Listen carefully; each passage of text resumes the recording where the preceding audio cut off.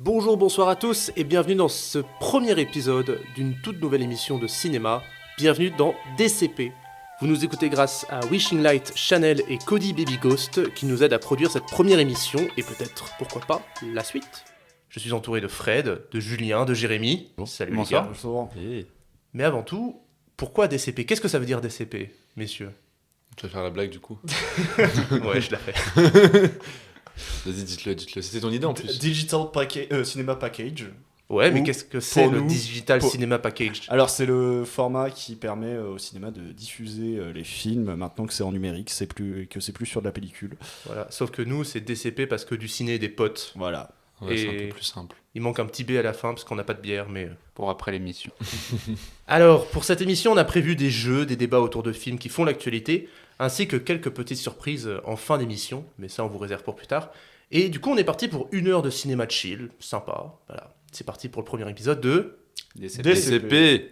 C'est C'est pas bien, du tout ouais. synchro, mais c'est pas grave. Vous Ok. suivez. Ouais, mais c'est en Ouais. canon, c'est pas mal. Mais avant ça, c'est important de se tenir au courant de l'actualité cinéma, série, tout ce qui est culture. Chacun d'entre nous a retenu une info qui a fait l'actualité de ce 1er octobre 2023. Pour commencer, ça a enfin pris fin. La grève des scénaristes a enfin pris fin. Il y a un accord qui a été trouvé entre les divers syndicats. Et tandis que cette grève prend fin, celle des acteurs, par contre, continue toujours. Donc elle a débuté en mi-juillet et c'est toujours en attente de négociation. Pour rappel, les principales revendications, c'était notamment des meilleures conditions de travail, en particulier au niveau des négociations de salaire, de primes, et aussi pas mal de garanties avec l'arrivée des IA, notamment tout ce qui va être chat GPT, pour pas qu'on remplace le travail des scénaristes et même actuellement le travail des acteurs, puisque on sait que quelques films il y a quelques années avaient déjà utilisé de deepfake. C'était Rogue One qui avait pas mal reconstitué des visages d'acteurs avec plus ou moins de réussite, et maintenant les années ont passé, on voit qu'on est capable de totalement reconstituer des choses de manière efficace. Donc voilà, ça fait partie des principales revendications, notamment ne pas se faire remplacer par les IA. Voilà, on dirait un scénario de science-fiction. On dirait un scénario de science-fiction dont on va parler dans pas longtemps, là, d'ailleurs. Oui.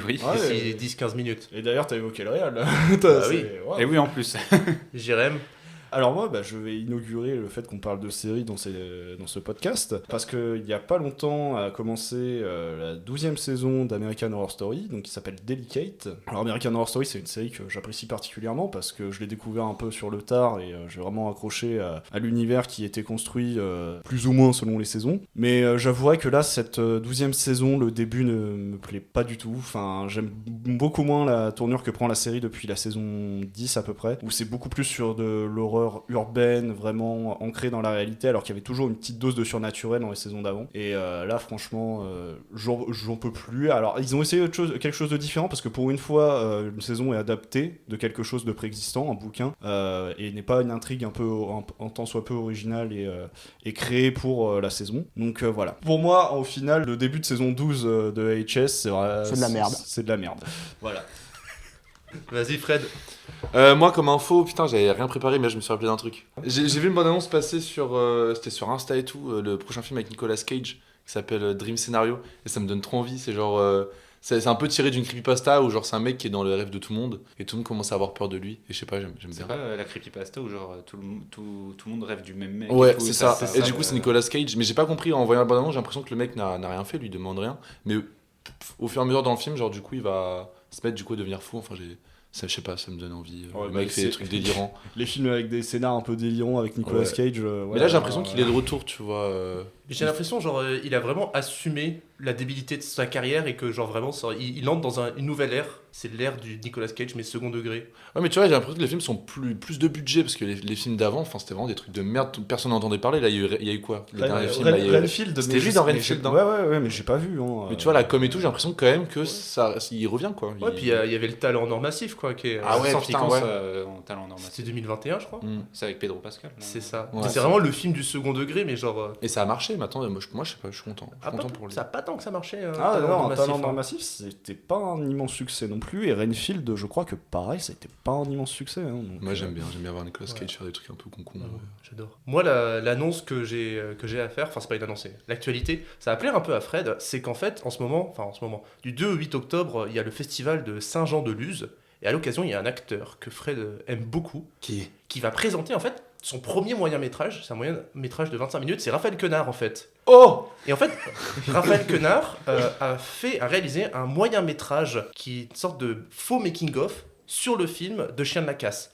Donc c'est-à-dire que tu as aussi l'acteur Anthony Binjon, je crois que c'est ils jouent eux-mêmes dans un faux making-of du film. Ah, c'est dingue. Voilà. Ok, trop bien. Et ça va être présenté justement pour la première fois à Saint-Jean-de-Luz et c'est son premier film en tant que réalisateur. C'est sa première réalisation. En tout Bah, trop envie de voir ça. Ok. Très Et après, rigolo. ce sera dispo où? Comment cas. ça Ça, je sais pas parce que pour le moment. Les courts-métrages, à part Arte... Vous saviez que Raphaël Quenard, avant d'être acteur, était assistant parlementaire. Oui, j'ai vu ça tout C'est ce à que l'heure. dit la page Wikipédia. Alors, J'ai- par j'ai- contre, Il a lu pas une ça, tête à ça, Wikipédia quoi. sourcé, Enfin, hein. pour moi, c'était juste un gars de la. Voilà quoi. C'est ça. Et La il voulait ferme. faire l'armée aussi. Il, Ok. voulait faire, il a rejoint les rangs de l'armée, mais en fait, il était vachement. Comment dire, il faisait plein de conneries, quoi. Il a toujours été un peu turbulent et du coup, Ça se voit. ça collait pas. Les gars, j'ai un jeu à vous proposer. C'est un petit jeu, c'est le jeu des anniversaires. Donc là, j'ai pris les gens. On tourne aujourd'hui le 1er octobre et j'ai 3 personnes dont c'est l'anniversaire aujourd'hui. La première personne, alors c'est toutes des personnalités du cinéma. La première personne, c'est une actrice qui incarne une super-héroïne un peu trop cheatée. Un peu trop cheaté. Brie Larson. Voilà. Oui, Ah oui, bah oui. Brie Larson. Ça va, c'est facile. Ouais. La seconde, par contre, c'est un des rares réalisateurs français qui a proposé un film en IMAX. Non, nos salles Ah, françaises. c'est Jean-Jacques Hano. Exactement. Ah. Avec quel film Bah avec L'ours. Notre-Dame brûle. Notre-Dame brûle. Que j'ai C'est vu de en l'IMAX IMAX. Que j'avais vu en IMAX justement parce Ah ouais que ouais. Ouais, mais ça valait pas le coup Ah parce ouais, que le film non. est pas ouf en vrai. Hein. Ouais, le film Qui a est fait d'accord. l'ours déjà? L'ours, c'est. Bah c'est lui aussi. Ah, c'est lui Jean aussi. Cano, ok. Mais c'était pas en IMAX. Ah oui, non, l'ours. l'IMAX, Ok. pas à l'époque. Ouais, je À cette crois. époque-là. Voilà. Et enfin, la troisième personne, là c'est un peu plus compliqué, c'est un acteur irlandais qui, dans ses dernières années, incarnait des rôles de vieux sages perspicaces. Et en fait, quand il est mort, il s'est fait remplacer par un autre acteur, qui est mort aussi. Dans la saga Harry Potter, là, mais après, Ouais. j'ai pas le nom quoi. L'acteur. Ah, Michael Le Gambon. premier de Dumbledore. Oui, Ah, le premier c'était Richard Harris alors. exactement. Qui jouait aussi Marc Aurèle dans Gladiator. C'est Voilà. lui Oui, oui. Ah. C'est le même acteur qui joue Marc Aurèle et qui joue Dumbledore. C'est fou. Voilà. Il faut qu'on en parle du coup de la mort du deuxième Dumbledore. Bah oui, c'est quoi son nom? Michael Gambon. Michael Gambon. Ok. Ah, il C'est lui écoute- le fan d'Harry Potter. Voilà, et- il J'ai pas écoute les même noms. pas, j'ai dit non il y a 10 secondes. Mais tu sais que je disais à tout le monde, genre, Dumbledore il est mort, les gars. Et tout le monde me disait, ah, mais je pensais qu'il était mort depuis longtemps. Tu vois, genre, tout le monde était en mode, Bah, ah, le tu vois. le premier, oui, Oui, techniquement, Bah, oui. Là, Mais c'est maintenant, drôle. il est mort de chez mort. Non, mais vraiment, tous les gens à qui j'en ai parlé, ils sont en mode, ah, mais il est pas mort depuis 5 ans lui. Tu vois, genre, pour eux, c'est normal, tu vois. Et je trouve ça trop Le bien. seul Dumbledore encore en vie, c'est Jude Law, quoi. Ah, bah ouais. Je sais pas si c'est une bonne nouvelle pour lui. Mais voilà. Bon, les gars, je lâche un peu le micro pour donner la parole à Jérém, parce que Jérémy nous a prévu une sorte de chronique qui s'appelle Les chiffres de Jérémy, voilà, parce que j'avais pas d'idée, on était... Donc, bah, qu'est-ce que c'est les chiffres de Jérémy? Donc moi, j'aime beaucoup tout ce qui est chiffres au niveau du ciné, donc que ce soit le box-office, les gros chiffres, etc. Donc c'est pour ça que pour cette première émission, je vous ai proposé une petite chronique sur la barre symbolique du milliard de dollars de recettes internationales. Donc est-ce que vous savez combien de films ont atteint le milliard de recettes internationales ou pas? Une estimation. Maintenant, je dirais une trentaine. Hein. Ah ouais, Julien? Je saurais pas te dire, tu vois, j'arrive pas à réaliser. J'essaie de mettre plus 50. Ouais, Julien? Ouais, je tourne dans ces eaux-là. Ouais, 53. Ah la vache. 53, dont 2 cette année, Super Mario Bros et Barbie. Dans ces 53, 6 ont atteint les 2 milliards. Et donc, précision, les chiffres que j'ai pris sont donnés sans l'inflation. Parce Ok. que du coup, avec l'inflation, il y aurait des films comme Autant n'emporte le vent, etc., qui seraient dans les tops et qui auraient atteint le milliard, les 2 milliards de dollars. Sauf que, normalement, on compte pas l'inflation. Du coup, là, on doit choisir les 6. On peut te dire les 6 là? C'était ça le jeu? Non, on peut. Enfin, si tu veux Ouais, essayer de vas-y, les Moi, je deviner, te les vas-y. ai de tête, en fait. Je les Si, connais. si ouais. tu veux essayer de les deviner, Ok, vas-y. déjà, Titanic, c'est sûr. Titanic, c'est le 4e maintenant. Wow, ok, il y a un Avenger. Alors, il y en a même Ouais. 2. Ah putain, sérieux? Ok, Endgame, bah Infinity Infinity War. War, Endgame. Voilà. Donc, Titanic, ouais. Avatar. Ouais. Le 2. Avatar 2. Et le dernier. Le premier, il y Star est pas. Wars épisode 7. Ouais. Et le Ok. premier Avatar, il y est pas. Si. Ah, si. Avatar, c'est le numéro 1 de toute façon. c'est- Ah oui, ok. Dans l'ordre, c'est Avatar, Avengers Endgame, Avatar 2, Titanic, Infinity War, puis, du coup, qu'est-ce que j'ai dit? Star Wars. épisode 7. Ouais. Voilà. C'est les deux seuls films qui ont Et fait 2 donc, milliards. et je précise que certains films, notamment 2, ont fait le milliard de dollars grâce aux ressorties. Pas, Donc, pas avec leur sortie originale, comme Jurassic Park ou Star Wars épisode 1. Voilà. Donc, La triche.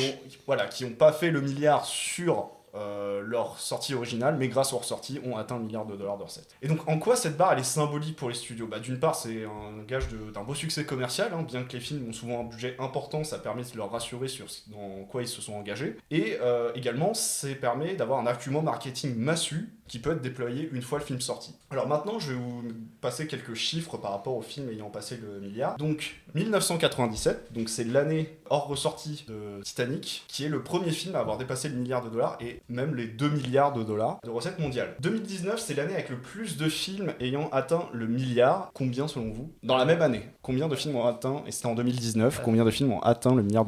Déjà, il y a le Roi Lion, c'était le numéro 1 de l'année. Putain, je me souviens. Bah, Endgame, du coup. Ah ouais, Endgame, c'est le numéro 1, c'était 2019 aussi, Endgame. Joker, il a pas. Si. Si Joker, c'était le milliard. Je crois.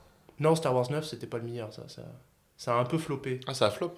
Ça, dans une certaine mesure, quoi. Mais bon, un Star Wars qui fait pas $1 milliard. Ça flop, ouais. Tu dirais 4 du coup ?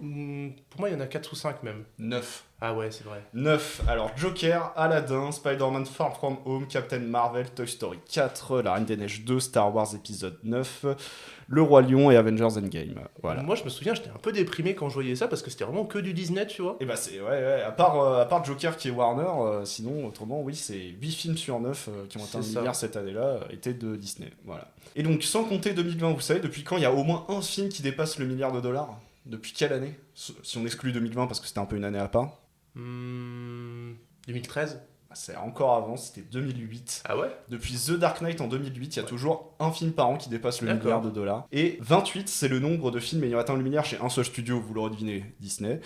À savoir que Universal et Warner sont à 9 films ayant atteint le milliard chacun. Paramount à 4, avec 2 films de la saga Transformers, Top Gun 2 et Titanic. Et Feu la Fox à 2, avec Avatar et je sais plus le deuxième. Si, Star Wars épisode 1, pardon.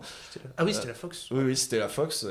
Et enfin, Sony, qui est le dernier studio à avoir atteint le milliard grâce à un seul film seulement, Skyfall. Et 1, c'est le nombre de films rated R aux US qui a atteint la barre du milliard, c'est Joker. Voilà, c'est Joker. 1 aussi, c'est le nombre de films réalisés par une femme qui a atteint la barre du milliard. Barbie, sorti cette année en effet. 81,7%, c'est le pourcentage de recettes le plus élevé fait par un film sur ces chiffres à l'international, sans compter les recettes domestiques, qui sont celles des États-Unis et du Canada.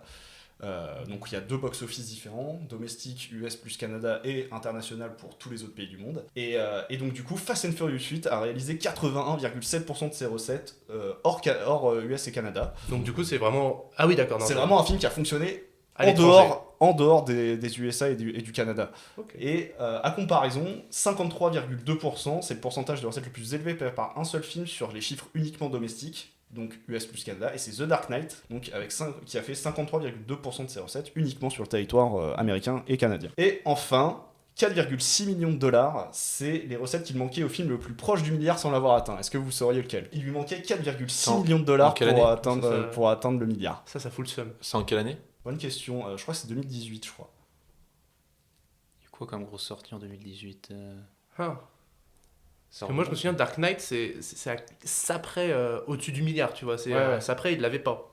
Mais et la suite, du coup. À savoir que le plus proche du milliard en l'ayant atteint, c'est Jurassic World 3 maintenant, avec 1 milliard 1 million par un truc dans le genre. Putain.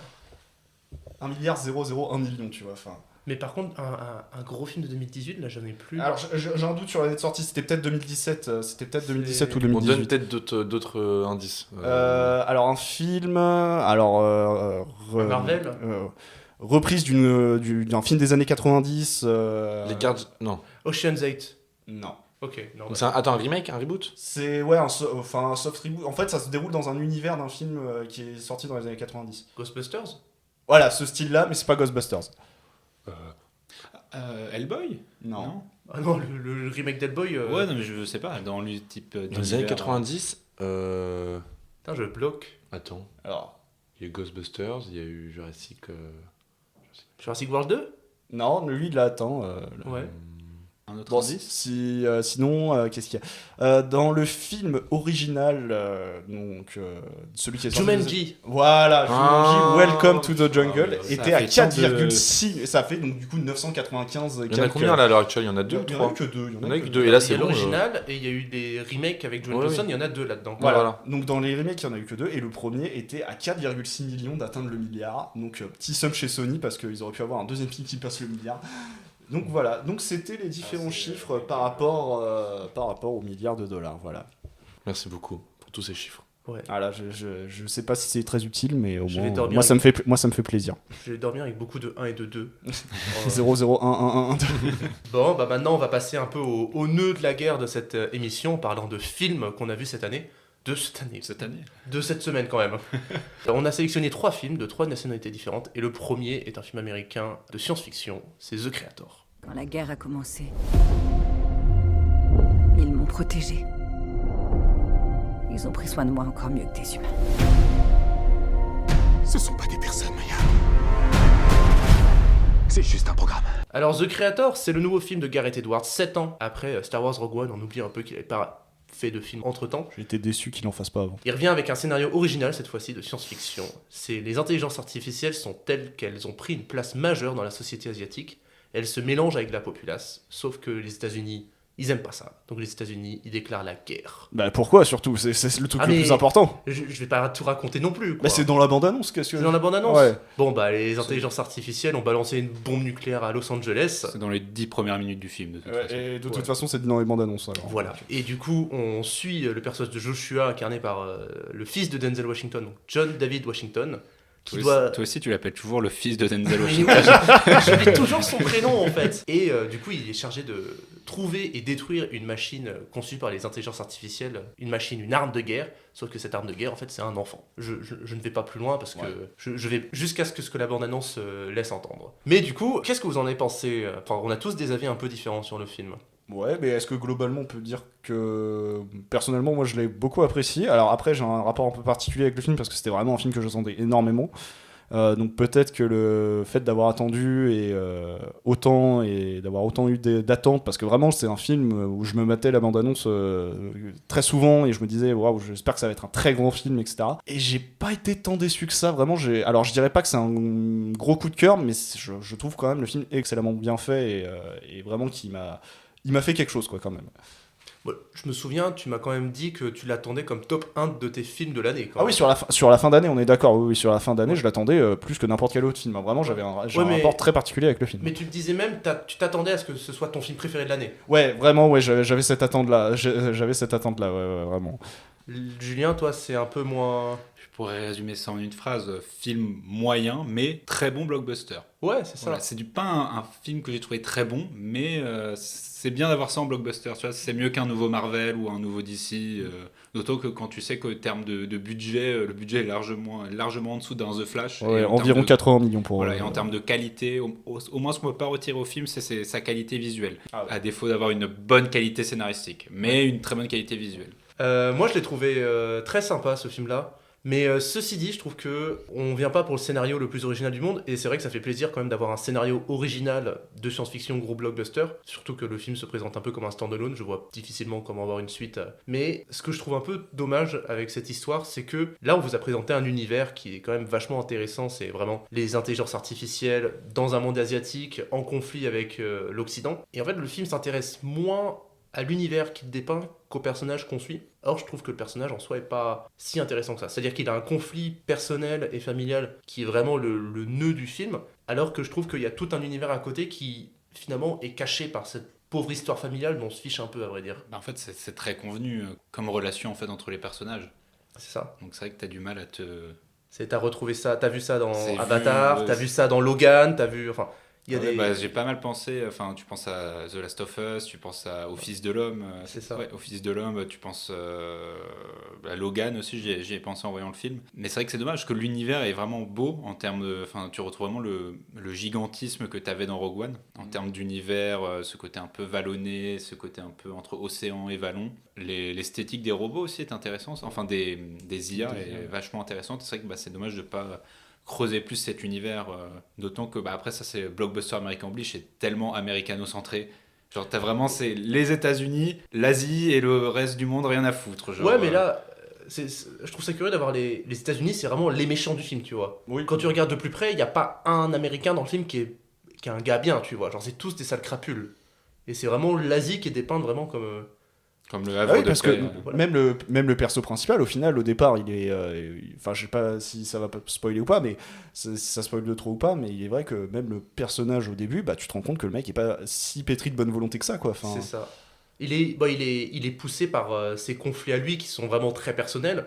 Et finalement, c'est ce que ce que je disais juste avant, c'est que lui, ce qui l'intéresse, c'est son conflit à lui, et finalement, le reste du monde ne l'intéresse pas plus que ça. Je trouve que la connerie du film, c'est que le gros de l'univers, c'est les intelligences artificielles, sauf que le personnage principal a pas tant que ça d'interaction avec les intelligences artificielles, ou en tout cas, il ne les reconsidère pas plus que ça dans son histoire. Bah, je trouve, tu vois, c'est pour moi un des problèmes du film, c'est que ça veut te dépeindre d'un côté cette Amérique hostile envers les intelligences artificielles face à ces intelligences qui seraient plus pour la promotion de la paix, d'un vivre ensemble, etc. Mais t'as jamais vraiment l'occasion d'avoir de l'empathie en fait pour les intelligences artificielles. C'est pas assez développé. Genre, je trouve que tu vois, là, si je m'éloigne du côté du jeu vidéo, tu prends un jeu comme que ce soit Mass Effect ou Détroit, il y a beaucoup plus de questions éthiques qui se posent en fait. Là, c'est très très basique. C'est ça. Elles sont gentilles parce qu'elles sont gentilles, c'est tout. Ça s'explique que pas plus que ça. Oui, et puis les personnages secondaires d'intelligence artificielle, hormis le personnage de l'enfant, tu vois, ils sont pas plus développés que ça en fait. Du coup, tu peines un peu à avoir de la compassion pour eux. Même le personnage de Ken Watanabe qui est vraiment bidimensionnel, mais de manière un peu outrancière, quoi. moi, si on peut juste parler de l'esthétique de ce film. Ah oui, par contre, l'esthétique, on Oh ne met pas du tout en doute. Hein. putain, mais j'étais vraiment comme un fou devant tout le film. Hein. Vraiment, j'étais en mode waouh. Non, Mais et puis en- le final, quoi. le final, tout ça, enfin même l'esthétique, rien que l'esthétique du vaisseau qui fait vraiment ombre, qui plane au-dessus de leur tête, épée de Damoclès quoi, hein, épée de Damoclès au-dessus de leur tête. Et il faut souligner la beauté des décors, la beauté du film.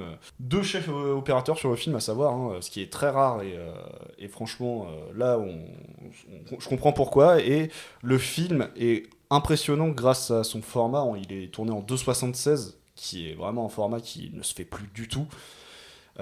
Et donc, pour les citer quand même, les directeurs photos, Greg Fraser, qui a notamment fait récemment les photos de The Batman et de Dune, et Oren Sofer, donc, qui a plus officié dans les courts-métrages pour l'instant, mais qui vraiment les deux ont fait un putain de taf sur ce film. Hein, vraiment. Et il me semble que le film, il est beaucoup tourné en extérieur. Et aussi. oui, beaucoup de tournages extérieurs, ils ont été beaucoup à l'extérieur, et je crois qu'ils avaient annoncé une 60aine de décors réels différents, enfin voilà quoi. Et c'est d'ailleurs ça qui est assez paradoxal, mais ça, je trouve que c'est quelque chose, on va dire, pas réussi, c'est tu parler d'un film sur les intelligences artificielles, mais n'utiliser quasiment que du tournage en extérieur, en fait. Ouais, c'est vrai. C'est- Ils ont quand même utilisé du volume. Il y en a un peu, mais c'est quasiment paradoxal. Tu t'attends à un truc bourré d'effets numériques, en fait, alors que pas du tout. Ça l'est pas tant que ça, non. Et ouais, c'est pour revenir sur le final, tu t'allonges dans ton siège et t'as vraiment 15 minutes épiques où tu profites. Ah oui, par J'avoue contre, que là, sur le côté épique, c'est réussi. Non, puis le thème de ouais. Zimmer qui aide bien, quoi. Ouais. Gareth Edwards qui maîtrise toujours aussi bien le rapport d'échelle entre. Même si tu me disais que tu trouvais qu'il le gère un peu moins bien que dans Rogue One, que c'est un peu moins impressionnant que dans Rogue Ouais, One. bah, le gigantisme de l'étoile noire, je trouve que tu le retrouves jamais dans. Voilà, dans mais je trouve celui-là. que Gareth Edwards reste quelqu'un qui gère très bien le rapport d'échelle et le gigantisme dans ses films. Alors après, il a des thèmes comme les rapports entre le père et sa fille qui sont un peu évoqués, mais qui sont pas au centre de l'histoire, j'ai l'impression. Parce que dans Godzilla, bon bah c'était un père et son fils, mais enfin ça fonctionnait quand même. Dans Monsters, c'était une relation sur l'héritage de son père par rapport à la fille. Et dans Rogue One, t'avais une certaine idée de tout ça. Mais là, dans celui-là, je vois pas tellement le rapport. Bah, si, quand même, il est quand même. Ah, le rapport entre mère-fille, peut-être, ou alors. Bah, père-fille, quand père-fille. même, hein, je veux dire. Ouais, oui, si, pardon. Même s'ils n'ont pas de lien de parenté, il Bah, y a ce rapport-là ah, qui se joue, tu ouais, vois. oui, bah, oui, surtout. Non, mais surtout qu'à la fin, oui. Non, en vrai, non, j'ai dit de la merde, on pourra couper. Non, Si j'ai dit de la merde, je veux qu'on coupe. non, non. Et puis dans Rogue One, oui, c'est la fille qui essaie de rattraper les conneries de son père, Voilà, littéralement. oui, non, mais oui. Mais c'est vrai que c'est un peu ça aussi dans The Creator, je veux dire, c'est la fille Non, qui mais je essaie veux de... ouais. Oui, j'enfonce le fait que tu lui dis de la merde. Ouais, mais oui, j'ai dit de la merde. Ouais. Mais moi, c'est vrai que quand je suis sorti du film, je pensais beaucoup sous le prisme de la comparaison avec Avatar. Parce que pour moi, genre, la seule différence qu'il y a fondamentalement entre les deux, c'est justement cette histoire de personnage qui est dans le mauvais camp depuis le début, qui va se retourner et qui... Oh là, j'ai spoilé. Mais il est dans le mauvais camp et il va... C'est pas du s'ouvrir spoil, un c'est peu. assez logique en fait. C'est un, convenu, en fait. un développement Oui, de c'est personnage ça, très, très logique en fait. C'est ça, mais la raison par exemple dans Avatar pour laquelle j'aime autant le film, je trouve que c'est parce que le personnage il s'ouvre à une autre philosophie de vie qui est celle des Na'vi dans un univers, et le film en fait te plonge dans un univers, t'invite à adopter le point de vue de ce personnage là, alors que justement avec The Creator, vu que le personnage il est obtus sur son truc à lui, Je suis d'accord en fait. Sur un point fort d'Avatar, c'est que Jack Sully devient littéralement un Na'vi en fait. c'est ça. Je sais plus le nom du perso dans Joshua. Joshua ne devient pas une machine en fait. Mais il est déjà un peu au début du film, c'est-à-dire que le personnage il lui manque un bras, il lui manque une jambe, et il a des prothèses mécaniques. Ouais, mais tu vois, c'est jamais tellement utilisé que ça. Il n'y a jamais ce rapprochement. C'est un peu un des défauts du film, et c'est ce qu'on parlait sur le manque de développement, c'est que sur ce côté de relationnel entre humain et IA, c'est les IA sont gentilles parce qu'elles sont gentilles. Il n'y a jamais ce côté un peu déclic, révélation en fait. C'est ça. Tu l'as un peu pour l'évolution du scénario, mais tu n'as jamais vraiment ce côté, un pur côté où tu apprends à comprendre l'IA, tu apprends à comprendre les enjeux, etc. Et puis des scènes qui ne concernent pas le personnage principal, tu vois, où t'as vraiment des IA qui font leur vie. T'en as une seule dans ma tête, c'est une scène qui dure 20 secondes, où t'as une IA qui parle à une dizaine de petits-enfants, et les petits-enfants, ils demandent à l'IA « Mais qu'est-ce que vous voulez dans la vie ?» Et l'IA, elle répond « Mais nous, on veut la paix on veut que tout le monde se prenne dans les mains et fasse des bisous. » Tu vois, t'es en mode... C'est un peu désuet, quoi.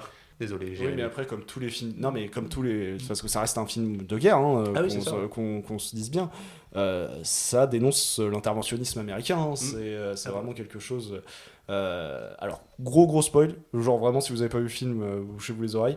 Mais on apprend que, en fait, la guerre qu'ils font, elle est juste due à une erreur humaine et qu'ils n'auraient pas dû le faire, en fait. Ouais, mais tu vois, ça, je trouve que c'est un des défauts du truc, c'est balancer, c'est facilité scénaristique, c'est balancer comme ça, ligne de dialogue, allez, hop, fin du conflit. Bah oui, mais même, mais enfin, ça prouve bien le truc de les humains créent leurs propres conneries, donc. Ah oui, bah ça c'est sûr. C'est toujours, enfin, je dirais pas nihiliste, mais misanthrope peut-être. Mais... Ouais. Mais vu que tu parles du côté film de guerre, ça te fait forcément penser à des films sur le Vietnam en fait. Surtout, tu prends ouais. le premier acte du film qui est un moment d'infiltration en fait. Ce côté très dissimulation, etc. Ça te fait... Et ce côté interventionnisme en fait, d'autant que tu es en Asie, ne fait totalement penser à tout ce qui a été fait sur le Vietnam. Mais j'y pense, tu vois, l'Asie s'appelle New Asia, tu vois, comme si c'était un nouveau pays, c'est-à-dire que tous les pays de l'Asie s'étaient rassemblés pour être la New Asia. Sauf que vraiment, on te l'explique pas en fait, tu vois, c'est genre... Non, après ça fait partie des... Voilà, le film balance des trucs préfaits, se lance dedans, c'est un peu un des défauts...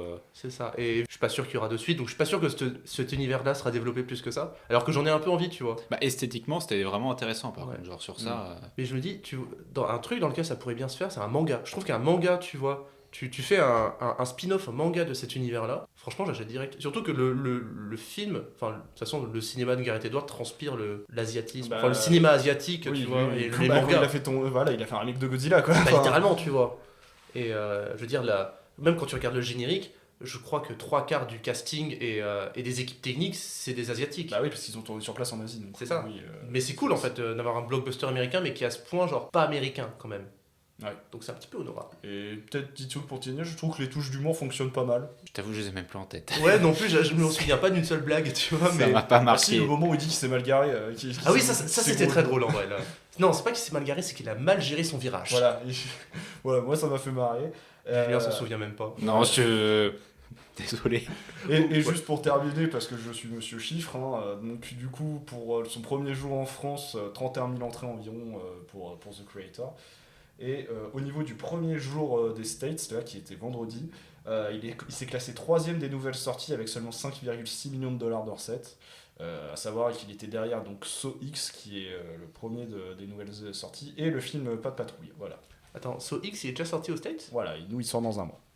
Attends, c'est pas juste. Ça veut dire que t'as le choix entre voir Pas de patrouille ou Saw X. Ou The Creator. Putain, Pas de patrouille ou Saw X. une dernière info sur The Creator, parce que moi je l'ai vu. Trop bien. C'est pour ça que je sais pas si vous savez, en surtout fait, entendu. les acteurs sur le tournage ne savaient pas si c'était des IA ou des humains. Voilà. De quoi ? Tous les acteurs du film, on leur disait pas si c'était humain ou Alors, des IA. Les personnages qu'ils jouaient, c'est Ouais, on leur ok. disait pas, justement. C'était Ça caché. me paraît compliqué pour la gamine, quoi. Ouais, Peut-être pas la gamine, mais. Non, et puis même Ken Watanabe, je veux dire, son personnage, il a quand même des dialogues qui disent. Ouais, mais tu vois, on leur disait plutôt sur le tournage, ouais, mais vous pensez peut-être être un humain et en fait, peut-être vous êtes un robot. Enfin, il laissait le doute un peu sur tous Ouais, les il persos. faut qu'ils se vivent comme des humains, quoi. Voilà. Ok. Bah, je crois qu'on a terminé un peu le sujet The Creator. On passe à un film suivant qui, lui, est français. c'est un métier sérieux. Cocorico. Youpi. Ok, vous posez vos affaires par terre, on fait tout ensemble, on s'entraide, d'accord? Toi, t'as toujours voulu être prof? Sur tous mes bulletins, il y avait écrit ne fera jamais d'études longues. Mais finalement, je me débrouille. De Thomas Littley. Redis-le. Thomas Littley. Je Très le bien. prononce bien? C'est très bien. C'est ça? Je crois. Je sais pas. Litty ou Litly? Ah, Tli. Pour moi, c'est L-I-L-I. C'est Litly. Litly. Litly, ouais. Litly. ok, Thomas Litly. cool. Donc du coup, J'aime bien ce débat juste sur le nom du réal. C'est ça. Donc un métier sérieux, c'est un film de Thomas Littley, donc celui-là même qui avait réalisé Hippocrate et Première année. Et on reste dans du cinéma sur le monde du travail et sur le monde de l'enseignement en fait, parce que Hippocrate c'était un stagiaire, il me semble, dans le monde de l'hôpital. Ou un interne, un truc comme ça. Ouais, c'est ça. Apprenti interne. Première année, c'était un film sur les études en faculté de médecine, et à quel point c'est compliqué. Et du coup, là, il a fait la fac, et maintenant il passe au collège. Il a oublié le lycée dans sa carrière. Et il fait un film, du coup, qui est un peu un film fleuve sur la vie d'un collège avec ses professeurs. Sur une année scolaire, ouais. Et avec un casting quand même pas mal. Il y a Vincent Lacoste, il y a Adèle Exarchopoulos, Exarchopoulos. Le film des noms compliqués. Voilà, William Lebguil, et puis François Flouzet. François, parrain de ton fils Cluzet. Quoi. Voilà. Enfin. Je suis le prof de ton fils. Je suis prof de français de ton fils. Si tu me fais ça, je lui mets un 0. Enfin. T'aimes pas l'assommoir de Zola, quoi? Tu préfères jouer aux jeux vidéo? Boomer. D'ailleurs, C'est vraiment une réplique du film. hein. oui. D'accord, ok. Oui, c'est vraiment une réplique du film. Et puis, je trouve que François Cluzet, il excelle un peu dans ce rôle de boomer, tu vois, genre. Mais attachant. Un peu Ouais, vieux mais- con, mais Il attachant. fait que ça de toute façon, non? Il fait avec des Bah, de toute façon, c'est des vieux rôles de cons. composition un peu, tu vois. Ouais. Donc, mais après, non, les autres rôles sont vachement chouettes. Hein. Vincent Lacoste. Comment ne pas aimer Vincent Lacoste? Mais c'est marrant parce que je trouve qu'il joue toujours de la même manière, mais il joue Ah, mais toujours c'est très trop juste. Il a ce côté un peu genre les yeux qui tombent un petit peu, genre peu la, l'enfoutisme, je la l'enfoutisme. bouche un peu qui fait la moue, et puis non, mais ouais, les gars, je comprends pas quoi. Je lui ai mis 2, il comprend pas pourquoi il est énervé, tu vois. Mais vachement bon dans ce rôle-là, tu C'est vois. de le voir passer des beaux gosses à ça, quoi. Mais genre, qui sait jouer des méchants en plus, pour ceux qui ont vu l'adaptation d'Illusions perdues. Oui, il était brillant là-dedans. Ouais. Mais Enfin, justement. plutôt un antagoniste plutôt qu'un méchant. Ouais. Mais c'est marrant parce que vraiment dans un métier sérieux, je trouve que tous les personnages, tous les acteurs sont dans des rôles de composition. Tu vois, Exarchopoulos, elle fait à peu près toujours le même rôle. William Lebguil, c'est toujours un peu le con sympathique. Mais tous ensemble, ils forment un joli. Ça donne joli quelque chose groupe. de réaliste en fait. C'est ça. C'est très bien composé, très vu, mais en même temps très agréable à suivre. Quoi. Après, ce qui est très. Moi j'ai aimé le film, hein, mais de toute façon, tout ce qu'a fait Oui, Littley, globalement, oui. surtout avec un gros coup de cœur sur Première année. Pareil. Mais Hippocrate était très bien aussi. Que ce soit le film ou la série d'ailleurs. hein. J'ai regardé la série, pareil. Et ce qui est un peu dommage, c'est que du coup, c'est vrai que tu as une répartition qui est très très inégale. C'est-à-dire que on va voir beaucoup de personnages de Vincent Lacoste, celui-là d'Adèle, Exarchopoulos. Les Archopoulos. Exarchopoulos. Je Je l'appellerais crois, on Adèle. dit ça, c'était Exarcho, hein. Je sais pas, Toujours faudrait lui Tico. demander. On ira lui demander directement. Madame Adèle, si vous nous écoutez, un petit message privé. Et c'est vrai que on va vraiment se concentrer sur ces deux-là et tu vas avoir des persos qui vont passer mais vraiment totalement inaperçus en C'est fait. ça. Je pense par exemple, je sais pas si je me trompe sur le nom de l'actrice, c'est pas Chloé Zhang, Lucy Zhang. Lucy Zhang pardon, voilà, qui était d'ailleurs dans les Olympiades. Ouais. De Oh, Jeux ok, Gauliard, ouais, et c'est ouais. très bien. Ta bouche, Julien. C'est très bien les Olympiades, voilà. Et donc qui était dedans. Et c'est vrai qu'en fait, elle a une scène au début, en fait, tout Oui. simplement, une petite scène. C'est ça. On voit sa vie, et après on la voit qu'à la fin. Ouais, c'est ça. C'est le film fleuve comme tu disais Ouais, au ouais. début, avec plein d'histoires plein de petites histoires qui sont mises en place et qui n'ont pas forcément de résolution. Ouais, mais c'est marrant parce qu'il y a vraiment des personnages qui vivent des choses qui sont très graves, tu vois, mais qui sont des personnages secondaires joués par des acteurs un peu de second rang. Et à côté, t'as Vincent Lacoste, François Cluzet qui ont vraiment genre beaucoup de temps à eux, mais qui n'ont pas des conflits plus que ça, tu vois. Par exemple, genre Louise Bourgoin. et ben elle vit quand même un truc qui est quand même vachement dur, tu vois, C'est un peu. et qui a même pas de conclusion, tu vois, dans l'histoire. C'est pareil Ouais. pour le prof qui est amoureux de sa copine enceinte, tu vois. Ouais. Il se passe un truc giga grave. Et, Et au final, tout va bien. ouais, finalement, bon, il le vit bien, quoi. Il a essayé de se suicider, mais bon. C'est pas si mal. C'est très horrible ce qu'on dit. Oh putain. oui. Fred, il nous regarde et Ah bah surtout que oui, il comprend pas ce qu'on. Mais si, je comprends tout, ouais, j'ai grave aimé un métier sérieux. Moi, j'ai trouvé ça incroyable. Avec Zalek Zarkopoulos en prof d'anglais, mais c'est ça. Elle est prof de maths. Ah, elle est pas prof. Non, mais elle est prof de maths, ouais. Prof de maths. Putain, ok, je l'avais moi en prof d'anglais, moi. C'est Ah ouais, William t'es- Legbill qui est prof d'anglais. Ok, Mais c'est pas grave si tu confonds les deux, je comprends, ils se ressemblent. Ouais. Lebguil qui lui par contre est parfait dans son rôle. Ah oui, non, C'est-à-dire, très- il a le temps Le qu'il personnage faut. le plus drôle du film, je pense. Oui, quand même. Ouais, c'est William Lebguil après tout. Ouais. D'ailleurs, petite anecdote sur les films de Little que je me suis remarqué, vous verrez tous ces personnages, il y a toujours un Benjamin dans ces films. Ah bon? Et oui, le personnage d'Hippocrate, c'était Benjamin. En première année, c'était Vincent Lacoste jouait Benjamin dans Hippocrate. D'accord. William Legbill jouait Benjamin dans première année. Et là, Vincent Lacoste redevient Benjamin. Je vérifie si par hasard il a pas. Dans Médecin de campagne, c'est Cluzet qui s'appelle Benjamin, du coup Non, ou, médecin de campagne, par contre, il n'y a pas de Benjamin. Ah bah. Il y a pas deux? Il n'y a pas de Benjamin, je crois. Ah dans oui, Médecin Mais de du coup, campagne. oui, il a abandonné son thème principal qui était aussi de la médecine, même si c'est évoqué. Mais on retrouve quelque chose en fait de très similaire dans ce côté. En fait, tu as toujours cette relation au père. Et Oui, oui. après recherche, ça vient du fait qu'à la base, Thomas Little n'était pas du tout dans le monde du cinéma. Il a fait des études était de médecin. médecine. Oui, Ah oui, il oui, était oui, médecin. oui. Il a fait les deux. Pendant qu'il faisait ses premiers courts-métrages, il exerçait toujours en tant que médecin. Voilà. Et après, quand il a eu l'occasion de passer entièrement derrière la caméra, il s'y consacre maintenant totalement. Et je pense que c'est ce qui marque en fait son cinéma, que ce soit dans Première année. Alors, c'est quand même quelqu'un qui veut être médecin, il me semble, mais qui vit avec la pression de son père, qui lui est directeur du service, etc. Hippocrate, pardon, je crois que j'ai dit Première année. Première année, c'est quelqu'un justement donc le personnage de William Legbill, qui a pas spécialement envie de faire passesse. Mais il est Mais bon qui- pour ça. Ouais, en fait, il est talentueux, il a les capacités, et son père va absolument qu'il fasse médecin, comme lui. Et là, tu retrouves un peu la même chose, c'est-à-dire que tu as le personnage là de Vincent Lacoste, en fait, son père est médecin, et lui, il veut qu'il fasse sa thèse de physique, etc., alors que lui, en fait, enseigner les maths dans un Ça lui collège, va bien. ça lui plaît plutôt bien. Juste du coup, je viens de vérifier, il a pas de. C'est pas Thomas Benjamin, juste Thomas, il n'y a pas de second prénom. Et par contre, depuis tout à l'heure, on dit Little, mais en fait, je me suis C'est trompé. Lilti, hein. Ouais. C'est Lilti. Ah, voilà. Lil T. Lilti. On dirait un peu un rappeur, genre Lil T. Tu vois? Merci pour cette intervention. Thomas Lilti. Et du coup, Thomas je me suis Lilti. trompé pour l'histoire des Benjamins. Non, c'est bien ça. effectivement, ils s'appellent tous Ouais. Benjamin, c'est juste moi qui me suis trompé sur Lilti. Ah oui, ok. Et voilà. Et du coup, on a écorché son prénom. Bon, son désolé à lui. famille. Ouais. Désolé, monsieur, on aimerait bien vous recevoir si vous faites un Est-ce film. qu'on peut vérifier pour Exarchopoulos là? Je me sens mal, je suis sûr que c'est Exarcho. On Exarchopoulos. dit chorizo ou chorizo, merde. Oh mon dieu. Ouais. On va lancer ce débat. Alors, comment se prononce Exarchopoulos? Ah, mais il me donne La phonétique. la phonétique, mais. Ah, c'est un K. Parfait. Voilà. Exarchopoulos. Dans tout le dialecte que Donc je maintenant, vois, il y a un K. on Donc, ne fera plus la faute, et ceux qui nous écoutent ne feront plus la faute. Voilà. voilà, Donc n'écorchez pas son prénom.